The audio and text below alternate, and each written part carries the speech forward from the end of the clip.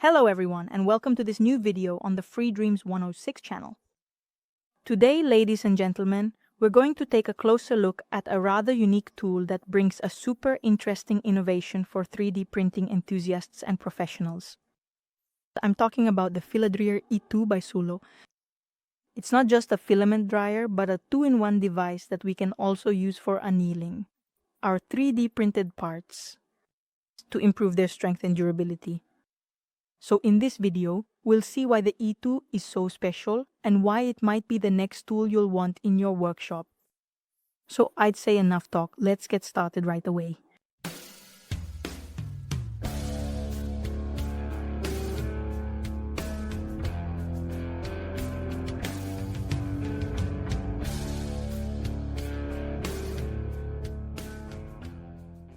The FilaDryer 2 was designed not only for standard filaments like PETG and PLA, but especially for more complex and durable filaments, such as ABS, nylon, carbon fiber materials, and more. As you can see, it comes well packaged and with a whole range of very useful accessories. For example, there are PTFE tubes included so you can print while keeping the spool inside the dryer, allowing it to continue drying or stay dry, even right after it has just been dried. And I think you've also noticed something else. The E2 model is a bit larger than a classic single spool dryer, and it's bigger for two reasons. First of all, it can dry two spools at the same time, so you can load two 1 or 2 kilo spools, or even a large 3 kilo spool. Secondly, more space is needed for air circulation. It uses the temperature function it offers, which we'll talk about in a moment. Anyway, to really take advantage of this option, it comes with some accessories. A perforated tray for placing your parts and some gloves so you don't burn your hands. Once we've unboxed it, we can turn it on. And we'll go ahead and check it from the touchscreen, which has various settings. It's very easy to use. And in any case, if you have any issues, the manual is very detailed. The E2 offers a temperature range from 35 to 110 degrees Celsius, allowing us to work with a wide variety of filaments. Most dryers, in fact, only go up to 70 degrees, so there's quite a difference in the maximum temperature you can reach. Moreover, the E2 heats up really quickly and keeps the chamber's humidity under control. Okay, but let's pause for a moment. Why would we need a dryer?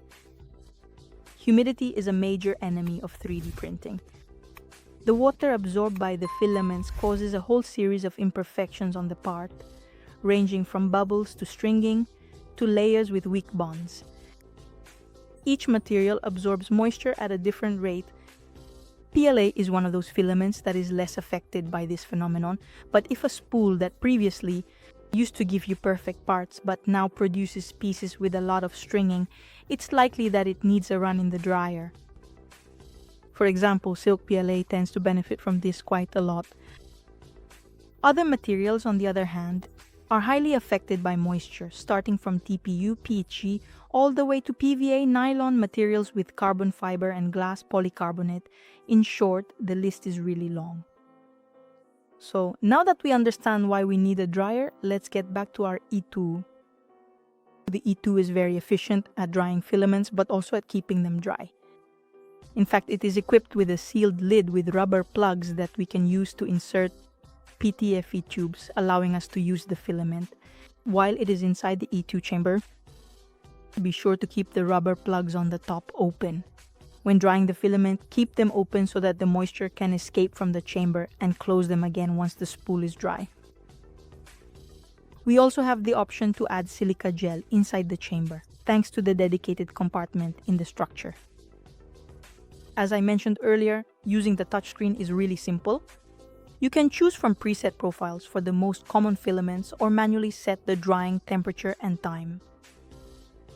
You can also switch between the device's different modes and keep an eye on the temperature and humidity inside the chamber. So to dry a spool, you simply need to insert your filament into one of the two slots. Select the first mode and choose the correct material. And the dryer will automatically start heating up. The device will heat evenly and at a moderate rate, which is very important. The only downside is that the fans are a bit noisy. But now let's move on to the feature that makes this dryer unique in the 3D printing market: 3D or temperature. For this process, the device heats the printed parts to a controlled temperature and then cools them down slowly, relieving internal stresses that often lead to the part breaking. So what is the result? Parts with greater resistance to impact and heat, perfect for our functional pieces and our projects. Thanks to the temperature it reaches, the device is able to temper parts printed with various engineering materials, including ABS, polycarbonate, and nylon. In fact, you will already find two profiles for tempering your parts, one for polycarbonate and one for nylon. You can still adjust the temperature and time depending on whether you want a faster or slower process. This process is usually reserved for industrial machines, but Sulo has brought it to our desktop. But there is another very interesting feature that this device offers. As I mentioned earlier, once we have dried our filament, we can keep it inside the E2 to maintain its dryness. Usually, you simply leave the spool inside the dryer so that the material absorbs moisture more slowly than when it is exposed to the air. However, the FilaDryer E2 includes a third humidity control mode, which allows us to keep our spool dry. You can set the maximum humidity level to be maintained inside the chamber. So when the sensor detects a value higher than the one set, the fan will automatically turn on and bring the humidity back below the threshold we have established, keeping the material in ideal conditions. Sulo has also taken care of safety by adding some very useful features. For example, if the device overheats, it will automatically shut off and sound an alarm. Additionally, the outside of the dryer, thanks to its thick walls, stays cool so that we don't burn ourselves when touching it. But let's do a brief summary of the pros and cons of both. First, the pros: rapid heating and even temperature distribution, which are extremely important for an effective drying process. Then, the size of the chamber allows you to dry two spools at the same time, thus saving time. 3. The temperature function makes our parts significantly more durable, it's easy to use, and it's a feature that only these two offer among 3D printing dryers. 4. Maintaining the optimal humidity level, thanks to the design and materials used as well as the dedicated function, is very useful and convenient. Finally, the intelligent safety system. But let's also look at the cons. First of all, the space in the temperature tray isn't very large, so if you need to print big structures, you'll have to split them into several pieces. Then the fans are a bit noisy. And third, the price. I haven't told you yet how much this device costs. It's available for pre-order at 307.99 euros. The price is higher compared to the more common filament dryers. There's no doubt about it, so this is a dryer I would recommend to those who appreciate print.